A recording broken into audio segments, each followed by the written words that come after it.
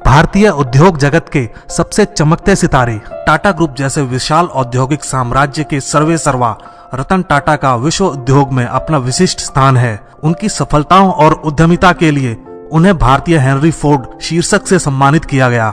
श्री रतन टाटा का जीवन व्यवसायी, व्यापारी, उद्यमी, सामाजिक कार्यकर्ता, राजनीतिक ही नहीं सभी आयु वर्ग के लोगों के लिए प्रेरणादायी एवं मार्गदर्शक सिद्ध हुआ है। आइए जानते हैं इस महान व्यक्तित्व के अनमोल विचार। हर व्यक्ति में कुछ न कुछ विशेष गुण और प्रतिभा होती है, इसलिए प्रत्येक व्यक्ति को अपने अंदर मौजूद गुणों और प्रतिभा को पहचानना चाहिए।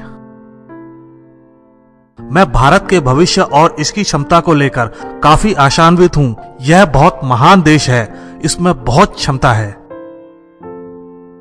अगर आप तेज चलना चाहते हैं तो अकेले चलिए, लेकिन अगर दूर तक जाना चाहते हैं तो साथ साथ चलिए। मैं सही फैसले लेने में यकीन नहीं रखता, बल्कि मैं फैसले लेकर उन्हें सही साबित करता हूं। किसी भी कार्य को निर्धारित समय सीमा में ही पूरा करना चाहिए और वो ही कार्य करना चाहिए जिसमें पूर्ण आनंद की प्राप्ति हो। जीवन में केवल अच्छी शैक्षिक योग्यता या अच्छा कैरियर ही काफी नहीं है। आपका लक्ष्य होना चाहिए कि एक संतुलित और सफल जिंदगी को जिया जाए। संतुलित जीवन का मतलब है आपका स्वास्थ्य, लोगों से अच्छे संबंध और मन की शांति। सब कुछ अच्छा होना चाहिए। दूसरे सफल लोगों से इस बात की प्रेरणा लेनी चाहिए कि जब वह व्यक्ति सफल हो सकता है तो मैं क्यों नहीं हो सकता हूं। पर प्रेरणा लेते समय आंखों को बंद नहीं कर लेना चाहिए। पेड़ काटने के पूर्व कुल्हाड़ी की धार को देखने की आवश्यकता होती है, इसलिए जब 8 घंटे में पेड़ काटना हो तो 6 घंटे कुल्हाड़ी की धार तेज करने में लगाने पर सफलता प्राप्त होने के अवसर बढ़ जाते हैं। आगे बढ़ने के लिए जीवन में उतार चढ़ाव बहुत जरूरी है, क्योंकि ईसीजी में भी एक सीधी लाइन का मतलब होता है कि हम जिंदा नहीं हैं। केवल पैसा और शोहरत कमाना ही काफी नहीं है। सोचिए, जब आपका किसी से ब्रेकअप हो तो उस दिन कंपनी में प्रमोशन कोई मायने नहीं रखता। जब आपकी पीठ में दर्द हो तो कार ड्राइविंग करने में कोई आनंद नहीं आता। जब आपके दिमाग में टेंशन हो तो शॉपिंग करने में भी कोई मजा नहीं आता।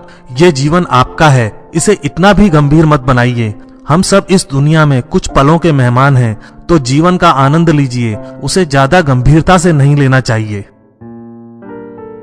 लोहे को कोई नष्ट नहीं कर सकता, लेकिन उसकी खुद की जंग ही उसे नष्ट कर देती है। वैसे ही इंसान की खुद की मानसिकता और सोच ही इंसान को नष्ट करती है। जिस दिन मैं उड़ान भरने में सक्षम नहीं होऊंगा, वह दिन मेरे लिए एक दुखद दिन होगा।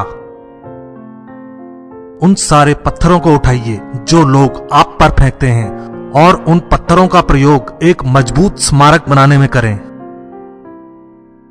ऐसी कई चीजें हैं जो अगर मुझे दोबारा जीने का मौका मिले तो शायद मैं अलग ढंग से करूंगा, लेकिन मैं पीछे मुड़कर यह नहीं देखना चाहूंगा कि मैं क्या नहीं कर पाया। दुनिया में करोड़ों लोग मेहनत करते हैं, फिर भी सबको भिन्न भिन्न परिणाम प्राप्त होते हैं। इस सब के लिए मेहनत करने का तरीका जिम्मेदार है, इसलिए व्यक्ति को मेहनत करने के तरीके में सुधार करना चाहिए। हम सभी के पास समान प्रतिभा नहीं है, लेकिन हम सबके पास समान अवसर हैं अपनी प्रतिभा को विकसित करने के लिए। जो व्यक्ति बहुत सफल है, मैं उसकी प्रशंसा करता हूं, लेकिन अगर वह सफलता लोगों के साथ निष्ठुरता और क्रूरता से हासिल की गई है तो मैं उस व्यक्ति की प्रशंसा तो कर सकता हूं, लेकिन इज्जत नहीं। जिन जीवन मूल्यों और नीतियों को मैं अपने जीवन में जीता रहा, इसके अतिरिक्त मैं जो संपदा अपने पीछे छोड़ना चाहता हूं वो ये है कि आप हमेशा जिस चीज को सही माने उसके साथ डट कर खड़े रहें और जहां तक संभव हो निष्पक्ष बने रहें। हम लोग इस दुनिया में केवल एक मोबाइल रिचार्ज की तरह हैं जो अपनी वैलिडिटी के बाद समाप्त हो जाएगा। हमारी भी वैलिडिटी है, और हम भाग्यशाली रहे तो कम से कम 50 साल तक तो जिएंगे ही। इन 50 सालों में केवल 2500 वीकेंड्स होते हैं। क्या तब भी हमें काम ही काम करने की जरूरत है? जीवन को इतना भी कठिन मत बनाइए कि खुशियां आपसे दूर रहें। अपने जीवन की परिस्थितियों और प्रतिभाओं के अनुसार अपने लिए अवसर एवं चुनौतियों को चिन्हित करना चाहिए।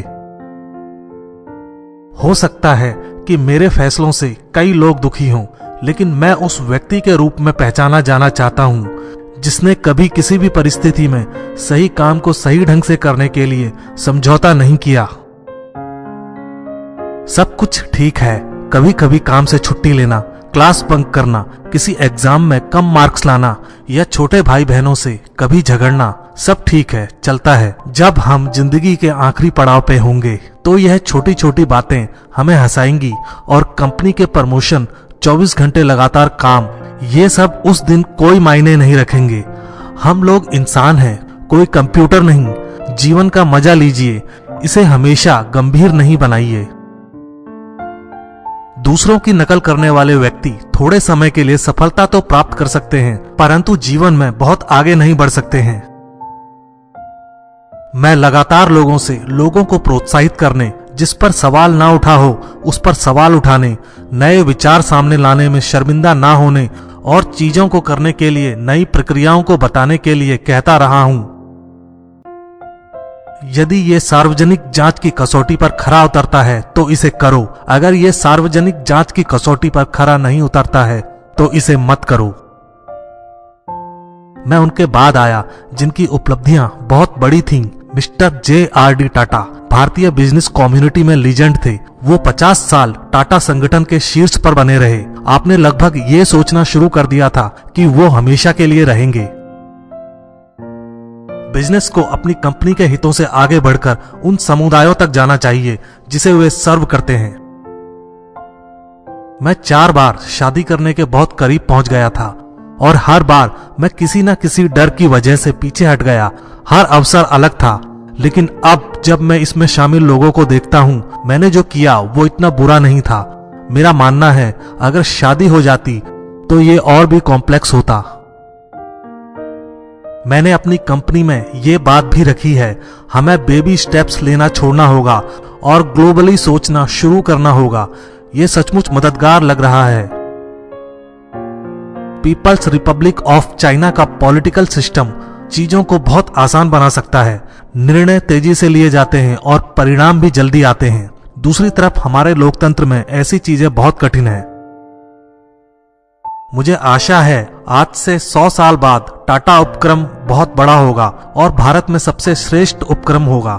श्रेष्ठ होगा अपने काम करने के तरीकों के लिए, श्रेष्ठ होगा बेहतरीन वस्तुओं के उत्पादन के लिए और श्रेष्ठ होगा अपनी नीति और व्यवहार कुशलता के लिए।